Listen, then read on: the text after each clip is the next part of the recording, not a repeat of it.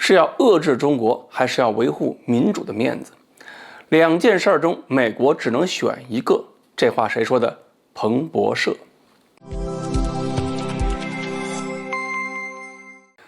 各位网友，大家好，我是刘小飞。一般来讲，我们看戏的时候啊，这个戏要是演得不好，观众肯定不满意。所以呢，美国政府这个戏要是没演好，美国政界还有些媒体啊也会不满意。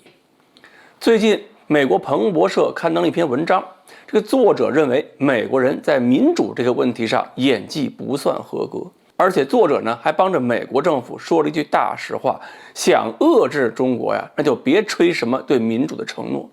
并且作者认为，以前那些民主价值宣传效果根本不合格。作者说，谁都看得出来，拜登这次搞一个民主峰会的目的，就是在中美意识形态竞争中给自己增加一个筹码。但是傻子才会相信，不玩点什么虚伪的阴谋诡计，这个战略能有什么效果？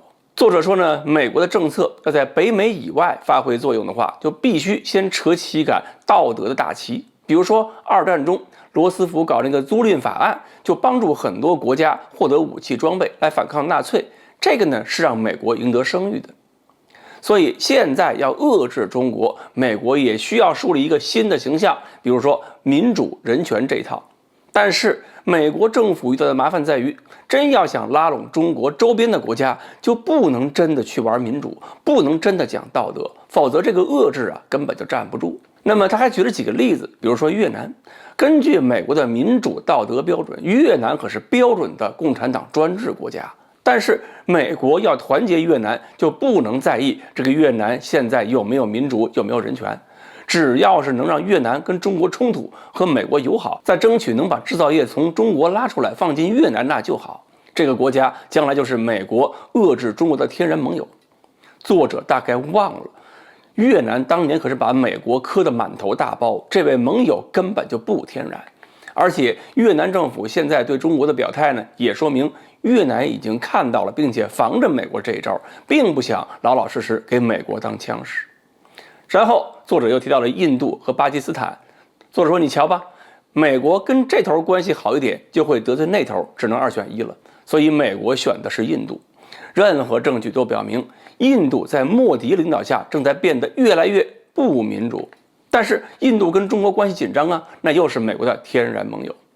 至于巴基斯坦，它跟中国关系太好了。虽然美国承认巴基斯坦比穆沙拉夫时代民主的多了，但是虽然它民主，美国也不能说它好。然后再看乌克兰和俄罗斯，美国过去7年呢，一直帮着乌克兰在抵御俄罗斯。但是作者就质疑了，美国这么帮助乌克兰有意义吗？这么多年了，乌克兰也没有加入欧盟，也没有加入北约，而且呢，美国也没有让乌克兰摆脱俄罗斯，这个地位和以前一样。所以美国只是让自己跟俄罗斯的关系越来越紧张，还干扰了重返亚太的战略，实在是不值。那么作者就希望美国政府啊脑子灵活点，乌克兰这个国家卖了就卖了。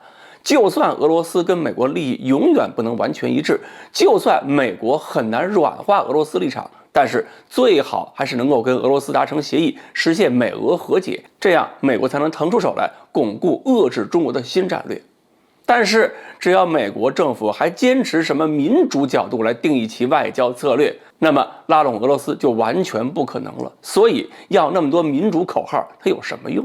中国现在繁荣了，而且不是靠美国那条民主道路繁荣的，这对美国鼓吹的社会制度打击太大，所以现在必须调整政策，让美国真正能够实现转向亚洲。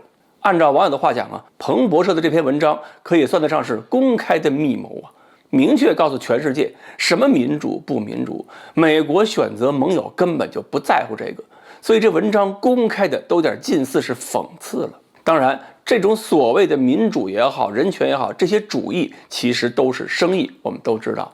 只不过作者这么轻轻松松、大大咧咧就把民主底牌亮出来，那民主这个脸面，美国政府还要不要了？好，关于彭博社这篇文章到底是给美国出馊主意，还是在反讽？今天呢，我们就聊到这里，欢迎大家继续关注我们的栏目，我们下期再说。